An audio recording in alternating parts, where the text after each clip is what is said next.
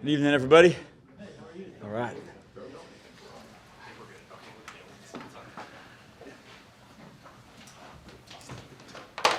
Clarence Hill, Football Star Telegram.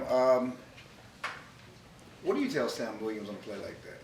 Just to stay a little bit lower on a pump block, I'm sure you're talking about. Yeah, you just got to, on a pump block, you just got to stay lower. Keep your hands together and really go for the punter's foot. You just got, cut so loose. I think he kind of panicked because he got there so fast. Should I tackle him? Should I block the punt? So he kind of got in between, not wanting to rough, and kind of just got stuck in the moment. And you just got to stay lower where the ball is instead of higher where the ball is going to go. So when a return is on, he gets through, you still want him to try to block him instead of, hey, do I want to take a chance because we got a return on? Yeah, it was a specialty call, so there was kind of a mix of both rush and return. Very specific call, to be honest with you, and a unique one, really, that everybody executed very well. We just missed it. And I understand the consequences for sure. So I use the Athletic. I know this is kind of more offense, defense in the spotlight, but starting the game off fast, do you see that more as like setting the tone as you get to go offensively and, kind of put your stamp on it, or defensively, physicality, whatever, 3-and-out, try to do that? How do you view the start of the game and how that can impact everything? Yeah, that's actually a great question. Sometimes I've thought, and it could go both ways, like last night they got to a good start and kind of put us behind the 8-ball. But I've seen other teams, you wonder, you score too soon, it's too easy, do they let the foot off the gas, and all of a sudden, the start of the game meant nothing for the rest of the game. And I have observed that quite a few times. So I don't know if you can say the first drive of the game is going to dictate how the game goes. Just my personal experience and attentiveness to that. I think it can go both ways. You get a hot start and it's just foot on the gas, and it's a beat down from there. But I've seen other times where it's pretty easy. You open the game with a touchdown, and like I said, the foot comes off the gas, and all of a sudden the other team responds. And so I think it goes both ways. I don't think there's merit to one way or the other. Last night it did, was a factor in Buffalo's favor for sure. Do you ever see it stylistically, teams having, if you're more of a pass rush team versus run defense you struggle with, then playing from ahead kind of caters to your style and things like that? Not necessarily your team right now, but I'm talking generally. Yeah, I think if you're just asking me generally, I watch every game around the league every week, the TV copies of it. So I'm not just watching special teams. I watch 60 minutes worth of football, and I don't think. Let's go back one more time. What you said. I'm sorry. Stylistically, like if you're. Yeah. I don't think, just in my opinion, I don't think the first drive or first series or two of the game has a bearing on getting the lead and playing with the lead. I think it's too early in the game to dictate terms off of a first possession touchdown. That's just my opinion. I absolutely could be argued and be wrong, but that's just my sense.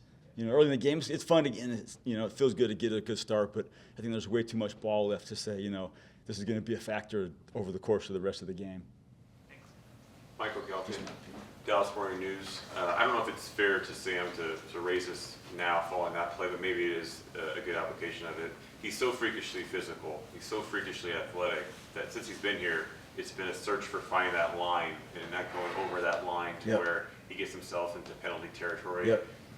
What's that education been like, and where is he in that, and is this play an addition to that education? Yeah, I think Sam's been a great student of the game. This is only, towards the end of his second season, and it's a skill, the special teams part that he's never done. And there's a lot of actually skill to playing special teams. It's not like, this guy's a hard-working guy and he's tough and, he can play special teams. I've heard that before. His education has been fantastic. Last year we used him a little bit. This year we used him a little bit more, and now we're using him on everything. And he's just come to a point where his speed and his strength are huge assets. And the game within the game is still growing. And that's part of the carrot dangling with Sam is he's so talented as a rusher that sometimes I asked him to do what I think he's best at, which is rush, and understanding that has hurt us a little bit. But he also blocked one earlier this season, so he's fascinating in a physical and mental way, and I've thoroughly enjoyed every second, coaching him. And there's a lot more I can do, He comes in on his own time, and we watch videos on punt blocking. I sent him one Saturday night. In 2018, I was with the Rams, and we blocked a punt. You go back and look at it against the Niners, exact same call, exact same setup. Corey Littleton swam the left A gap, got through and put two hands right on it and blocked the punt, went out of bounds for a safety. We watched that clip over and over and over. I sent it to his email, I sent it to his phone, and he watched it, and he gave me feedback on it. And go back and look at it, it's the exact same call, from 2018 Rams at 49ers block punt for safety. And it's just the difference in, blocking a punt, going like this to going like this, is a difference in a 15-yard penalty or, 2 points in the ball back after a safety. How defined is the line between a running into a kicker and a roughing the kicker, and where in that threshold did things go wrong yesterday? Yeah, no, that's a good one. My understanding is it's a roughing the kicker if you hit the punter's or kicker's plant leg, which in this case would have been his left leg.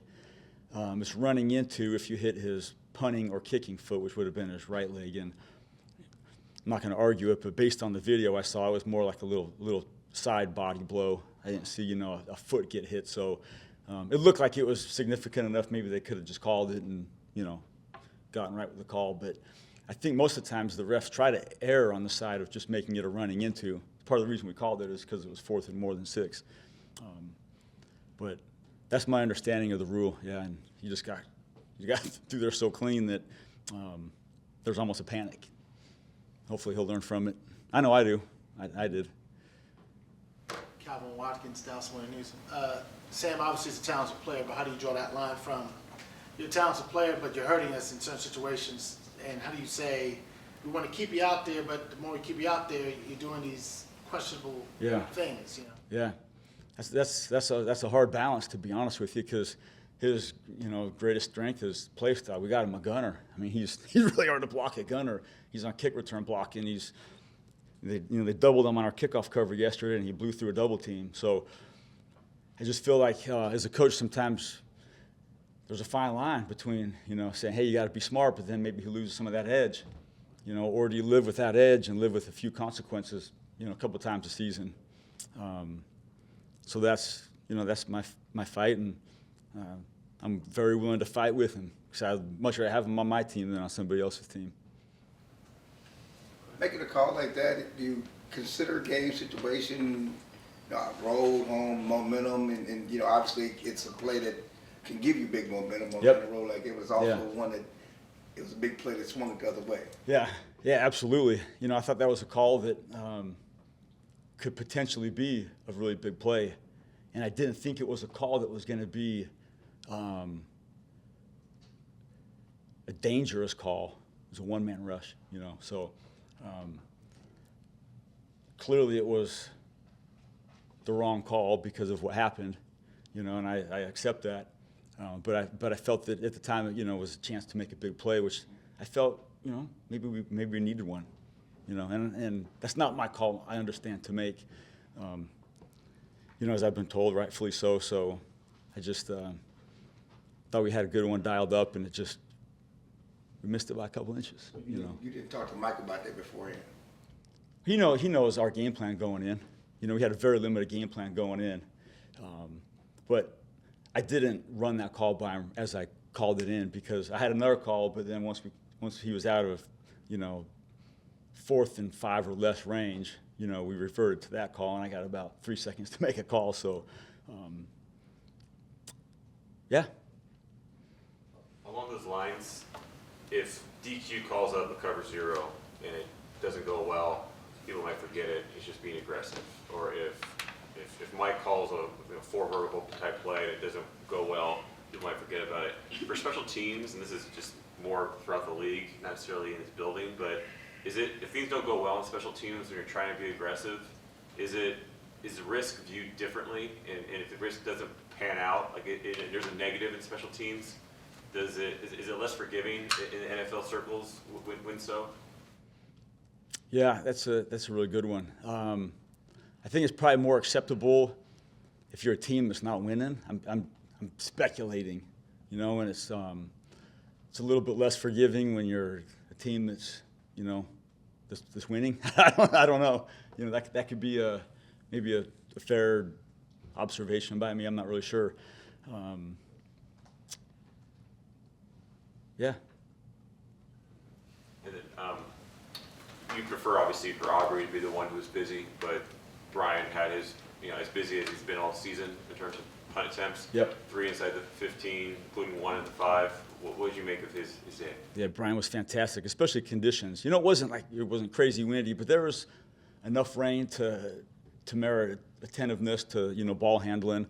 But Brian's fantastic, man. You know, his first one was his worst one, even though it wasn't a bad one. And I thought he got progressively better as the game went. He hit some great balls. I think he grossed 55, and we netted almost 49. You know, especially in those conditions, you know, which weren't advantageous to kicking. And it was kind of opposite of what we've been. You know, Brandon's usually been hitting 8 kickoffs and 7 field goal PATs, and Brian's only had 1 or 2 punts a game. And so we got some good punt work, which I think we'll need, you know, like anybody would over the next couple of weeks. So I'm really proud of Brian and Trent and Brandon, because we did, you know, wet ball drills on our secretive Wednesday workout, you know, during the week, anticipating some rain. So I'm proud of those guys for handling it like pros. Yep. Anyone have anything else? Thanks, Coach. Nope. All right.